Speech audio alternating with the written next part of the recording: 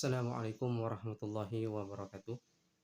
Berjumpa kembali bersama saya dalam pembahasan filsafat, tentunya di Filsafat Channel. Kali ini saya akan membahas masalah pemikiran Socrates atau tentang Socrates. Kita ketahui bahwa Socrates adalah salah satu filsuf yang memiliki pengaruh yang sangat besar terhadap perkembangan filsafat sampai hari ini. Karena dialah orang yang meletakkan dasar filsafat atau peletak batu pertama logika. Sehingga mau tidak mau Socrates masuk dalam salah satu tokoh yang paling memiliki pengaruh dalam perkembangan dunia filsafat. Socrates lahir sekitar tahun 470 sebelum Masehi dan meninggal sekitar 339 sebelum Masehi. Akan tetapi jarak yang begitu lama tersebut memiliki satu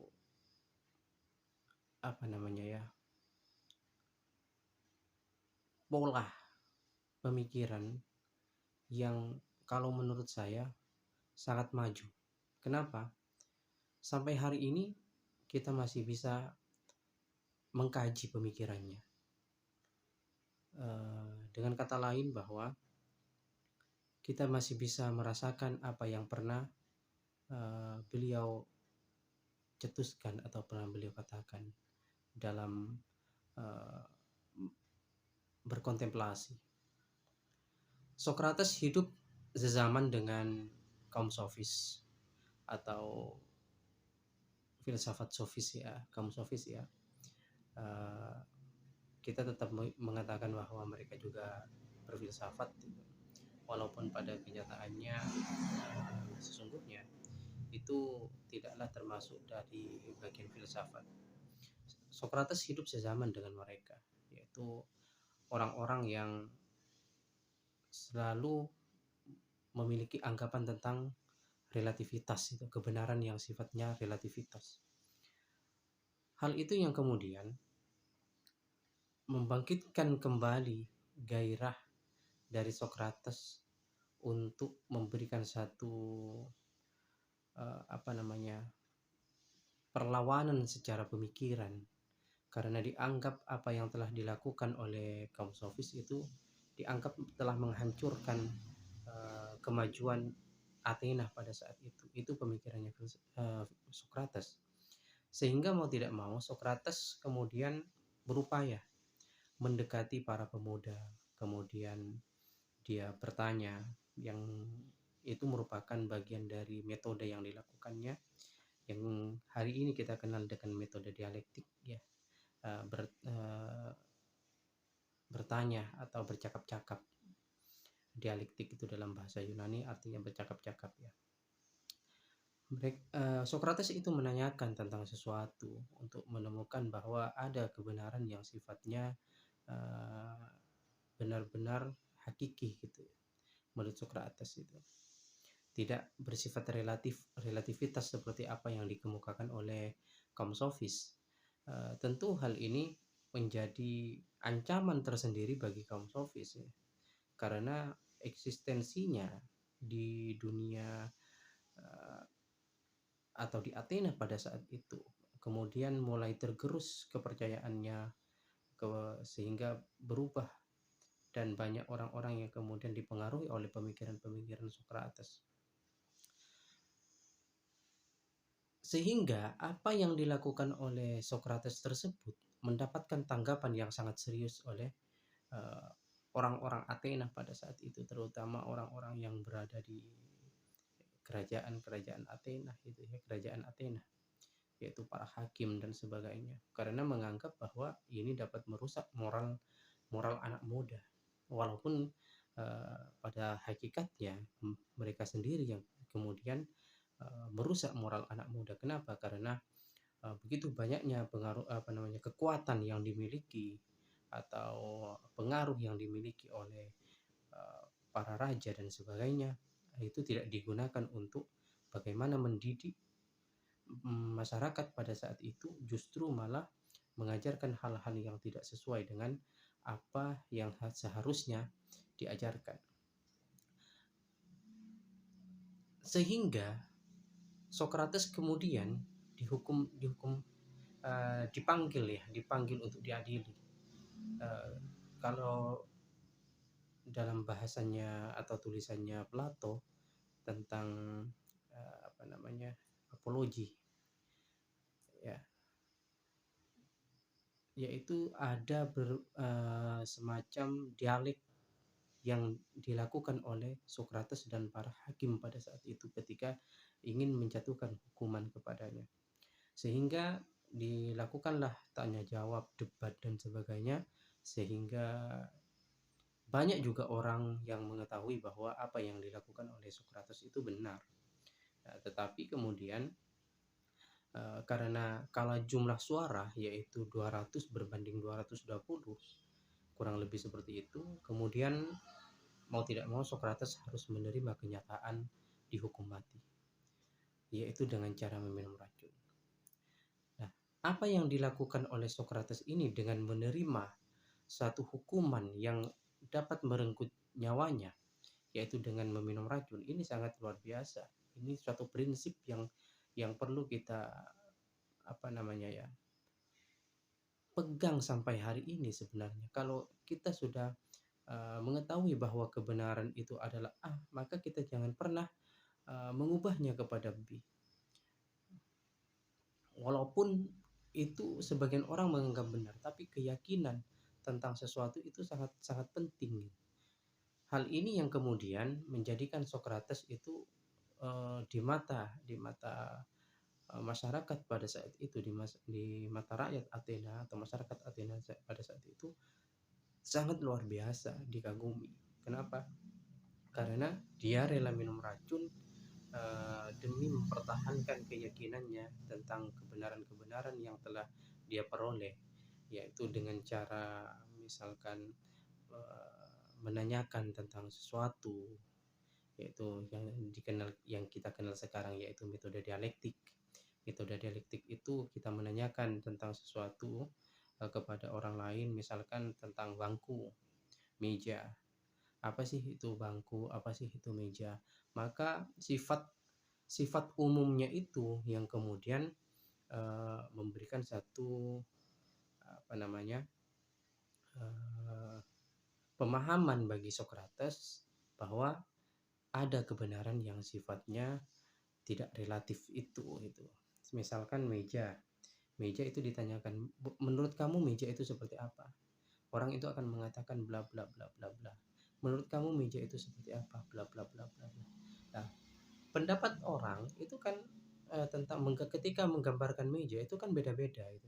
Tetapi kemudian ada satu pernyataan umum atau keadaan umum yang membentuk satu pernyataan, sehingga sifat meja itu terakomodir ke semuanya dan meyakini bahwa meja itu adalah bentuknya seperti ini, walaupun itu dijawab oleh beberapa orang, sehingga Socrates itu menjadikan hasil dari dialektikanya atau tanya jawabnya kepada pemuda-pemuda Athena waktu itu sebagai sarana untuk memperoleh kebenaran tentang sesuatu yang dianggap oleh orang sofis atau kaum sofis itu sifatnya relatif. Hal yang menarik bagi saya yang perlu kita pahami saat ini, banyak orang hari ini mengatakan bahwa apa yang ada di dalam pikirannya itu adalah sesuatu yang benar, sesuatu yang harus dituruti, sesuatu yang sifatnya atau nilainya itu tinggi dibandingkan orang lain. Sehingga hari ini banyak orang yang melakukannya dengan mencari dukungan dari orang lain, kemudian menyalahkan orang lain, kendati pun sesungguhnya dia sendiri itu tidak paham dengan apa yang dia lakukan, tidak paham dengan apa yang dia kerjakan itu. Sehingga orang yang benar-benar ingin membawa perubahan dan sebagainya karena terbatas oleh kekuatan wewenang, jabatan dan sebagainya. Akhirnya berupaya untuk disingkirkan. Ya, sekarang banyak yang terjadi seperti itu. Di dalam konteks keilmuan, misalkan di dalam konteks keilmuan ini juga banyak terjadi hari ini. Ketika berbicara tentang sesuatu, kemudian karena merasa tersaingi dan sebagainya, kemudian berupaya untuk menjatuhkan orang lain, itu sekarang hari ini banyak. Dan itu kalau menurut saya itu adalah masih gen-gennya kaum sofis ya. Nah, bagi yang memilih yakin terhadap apa yang diputuskan oleh pikiran dan hatinya sama seperti apa yang pernah dilakukan oleh Socrates, maka hal itu jangan sampai membuat kita itu terpuruk dan sebagainya. Yakinlah bahwa sesuatu kebenaran itu akan dilihat, kalau memang tidak hari ini maka mungkin besok, 1 tahun, 2 tahun, atau 10 tahun, 20 tahun itu akan terungkap kebenarannya. Ingin saya katakan ketika Galileo Galilei itu mengatakan bahwa bukan bumi pusat tata surya tetapi matahari pusat tata surya. Bagaimana reaksi orang-orang gereja pada saat itu? Orang-orang gereja kemudian mengatakan kepada Galileo Galilei bahwa engkau telah merusak agama, engkau telah merusak kesucian dan kemurnian kitab suci, yaitu Injil. Karena di Injil itu dikatakan demikian, bahwa bumi itu adalah pusat tata surya. Akan tetapi hari ini siapa yang benar? Mungkin pada saat itu kebenaran itu belum terbukti karena belum adanya perkembangan ilmu pengetahuan. Tetapi hari ini ilmu pengetahuan itu sudah maju, kemudian orang sudah bisa pergi ke bulan, terus kemudian sudah mampu meluncurkan teleskop ke luar angkasa dan sebagainya. Sehingga kebenaran-kebenaran secara saintifik hari ini tentang keberadaan bumi dan matahari, bahwa matahari itu adalah pusat tata surya, kemudian terjawab sudah. Itu perlu perjuangan. Bahkan juga Galileo Galilei juga dihukum mati. Ini ketika orang mempertahankan pendapatnya tentang kebenaran, dia rela dihukum mati. Itu filsafat. Di dalam ranah agama kita tahu bagaimana ketika orang meyakini kebenaran agama itu, seperti Bilal bin Rabah misalkan, beliau rela ditindih tubuhnya dengan batu yang sangat besar dan di bawahnya itu adalah padang pasir yang sangat panas. Dia rela mempertahankan kebenarannya, keyakinannya. Di sela-sela apa yang saya sampaikan hari ini atau saat ini, saya ingin menyampaikan tentang satu fenomena yang lagi viral di Indonesia, yaitu tentang kasusnya Hyang Weldo ya. Buat saya, orang-orang yang percaya terhadap Hyang Weldo itu otaknya itu sudah tidak ada di kepala itu. Yang mengatakan Hyang Weldo itu ahli ma'rifat itu sudah otaknya bukan ada di kepala tetapi ada di kaki. Itu kalau menurut saya. Kenapa? Dia mengaku ma'rifat ya, ma'rifat. Tetapi kemudian di beberapa videonya dia menghina Nabi. Dia mengatakan dia bukan pengikut Nabi. Berarti dia tidak Islam. Bagaimana mungkin sampai kepada ma'rifatullah kalau dia tidak percaya terhadap ajaran-ajaran Nabi Muhammad? Itu yang pertama. Yang kedua, apa yang dilakukan oleh Hyang Weldo? Hyang Weldo mengatakan boleh menyembah batu, boleh menyembah wit-witan. Wit-witan itu dalam bahasa Jawa itu pohon ya, dan sebagainya. Apakah ini yang dikatakan orang yang sampai kepada ma'rifatullah? Nah, dalam konteks ini, kalau Anda itu menggunakan pikirannya, dalam konteks Anda mampu mengolah pikirannya dengan baik, karena berfilsafat itu adalah bagaimana cara kita mengolah pikiran dengan baik, maka kita bisa menolak itu. Apa yang disampaikan itu hanyalah permainan retorika di dalam filsafat sebenarnya.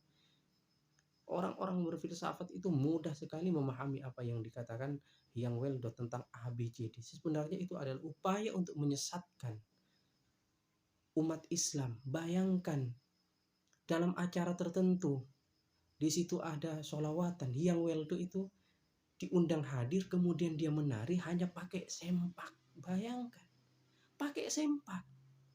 Nah ini otak kita sebagai orang Islam yang percaya bahwa aurat itu kita harus menutup aurat. Yang Weldo mengatakan aurat itu bukan pada badan dan sebagainya, tetapi pada mental. Ini sangat merusak. Ini saya sisipkan di sela-sela saya menjelaskan tentang Socrates. Kenapa? Kalau kita memegang teguh tentang kebenaran Islam yang diajarkan oleh Nabi Muhammad SAW, bahwa orang bermakrifat itu, orang yang sudah sampai ke makrifat itu tidak mungkin meninggalkan syariat. Kenapa demikian? Karena Nabi Muhammad yang paling tinggi derajatnya, yang paling dekat dengan Allah, yang bahkan beliau adalah kekasih Allah, dan surga jaminannya bagi Nabi Muhammad, walaupun dia tidak melakukan ibadah, tetapi Nabi Muhammad masih tetap melakukan ibadah. Lah, ini buat orang-orang Islam yang ada di Indonesia, orang-orang yang seperti yang Weldo itu udah jangan dikasih panggung, buang saja ke laut. Mungkin ini ya yang bisa saya sampaikan, mudah-mudahan ada guna dan manfaatnya terkait dengan kajian filsafat dan sebagainya. Akhirul kalam, assalamualaikum warahmatullahi wabarakatuh.